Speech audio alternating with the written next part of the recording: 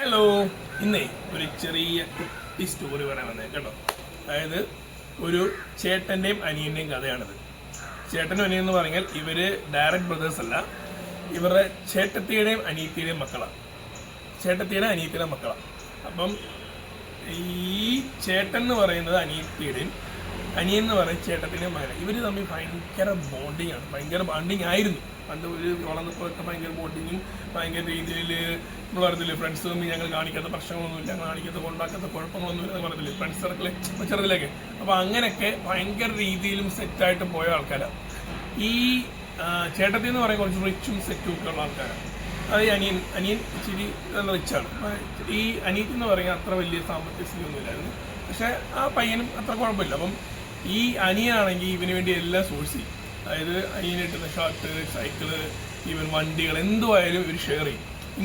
ഇവന് അങ്ങോട്ട് കൊടുക്കാനൊന്നും ഇല്ലല്ലോ, വലിയ ഭംഗിയായിട്ടൊന്നും ഇല്ലാത്ത ആളാണ്. അപ്പം ഇവന് ഭയങ്കര ഇഷ്ടമാണ്, ഈ അനിയന് ഭയങ്കര ഇഷ്ടമാണ് ഇതെല്ലാം കൊടുക്കുന്നതും അവനെ തൃപ്തിപ്പെടുന്നതൊക്കെ ഭയങ്കര കാര്യം. അവനെ അത്ര ബോണ്ടറായിട്ട് ലവ് ചെയ്തൊരു മനുഷ്യനാണ്. അപ്പം ഈ ഒരു സുപ്രഭാതത്തിൽ അവനൊരു ജോലി കിട്ടി. ആ ജോലി കിട്ടിയപ്പം അവൻ ഒരു 2-3 വർഷം പുറത്തോട്ട് തിരിച്ചു വന്നപ്പോൾ ഈ അനിയനോട് പഴയ ഒരു ബോണ്ടിങ് ഇല്ല. ഇവനെന്തോ ഒരു അവജ്ഞ പോലെ ഇവനോട് ഒരു മിണ്ടാൻ ബുദ്ധിമുട്ട്, അവനെ വിളിച്ചാൽ സംസാരിക്കാൻ അവന് സമയമില്ല എന്നൊക്കെ ഉള്ളൊരു ലൈൻ. അപ്പോൾ ഇവനെ ആലോചിച്ച് ഇവനെന്താ ഇങ്ങനെ എന്തോ പ്രശ്നം ഇങ്ങനെയൊക്കെ.